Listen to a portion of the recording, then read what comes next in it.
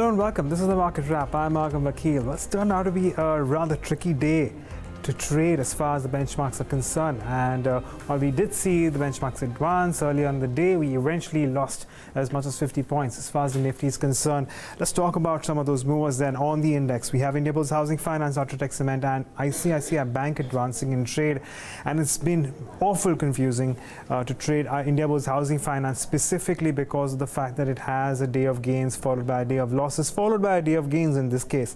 Yes Bank is looking at a reversal of after the kind of strength that it did see yesterday. So we do have some weakness in Maruti Suzuki, Tata Motors as well, and some profit taking in some of the metal companies such as JSW Steel. So let's talk about the broader markets. Well, a little less than one gainer for a little more than one gainer again on the NSE 500. ITDC stands out, up 18%. Wockhardt making another 11% up move after a 20% up move yesterday. Venky's along with RB Infra and Eris Life Sciences continuing to show strength. On the losing end, we do have SREI Infra. Shankara Building Products finally wilting under some amount of pressure. This is likely the case of profit taking.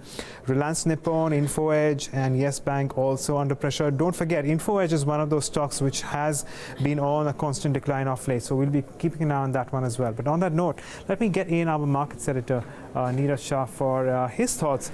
Neeraj, what are you making of, and what were you making of all the conversations that you had through the course of the day? Yeah, I think that's the nature of the opinion is firmly divided, Agam. Most people anticipated that after the start above 11,050 actually scale higher and all of that. But I think those near-term resistance is coming into play as well today. And banks cooled off completely from the highs of the day. However, maybe no alarm bells, maybe the world stays okay, and maybe we live to fight another day in the green. But no big takeaways. The broader markets too mixed bag, with small caps doing well, but the mid cap index ending in the red as well. A bit of a loss of momentum, but maybe after 4 or 5 days of strong up move, some bit of profit booking is warranted as well. Very difficult to maybe kind of give complete analysis on what has happened today. Had it not been for the HDFC Twins, by the way, in the green, maybe the reds could have been a lot more prominent and we could have been a % lower for the Nifty. So let's see, time will tell. Okay, fair enough. Well, time will tell. Thanks, Neeraj, for that perspective there.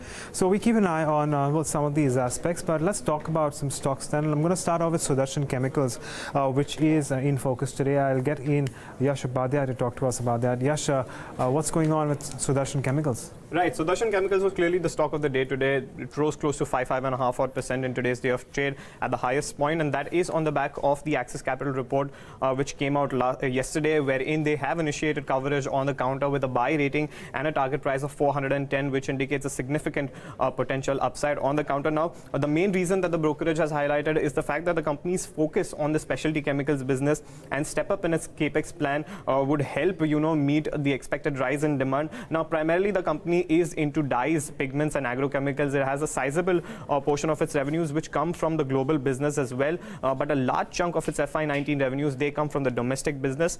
And going forward, the brokerage expects that as it deepens its presence in the global markets, we could see a positive surprise when it comes to their volumes as well as the margins on the back of the new launches in the specialty chemicals business. And secondly, a favorable product mix and stability in the raw material prices that should aid the margins as well. So overall, they remain extremely bullish on the prospects for Sudarshan Chemicals. Right, Yash. Thanks for getting us those updates. So keep an eye on that one. Of course, there's a buzzing counter there. But let's talk about two other stocks which are also in focus. Again, well, very moving counters today. But we have Sharad Dubey who's joining us to give us an update on the same. Sharad? Yeah, so in the mid cap and the small cap space, these two stocks are actually buzzing in trade. And Granules India is the first stock which I would like to talk about. The stock hit almost the upper circuit of almost 5%. Now, if you see the performance of the stock performance, this has been already increasing for the last 3 trading sessions, from the mark of around 90 odd, 93 odd to almost ending the day at 104.2 rupees. Apart from this, the main news had actually come in that the company had received an EIR for its Hyderabad facility by the US FDA. So mind you, this inspection actually occurred in the month of June itself, where it had received one observation. This plant in Hyderabad predominantly manufactures paracetamol in common terms. Up next, we are having Walchand Industries. This is a very small cap stock, but it's pretty prevalent right now as we speak, as the company received order worth almost 77.2 crores from ISRO and hitting the upper circuit of 20% and ending the day at, at around 72 odd percent.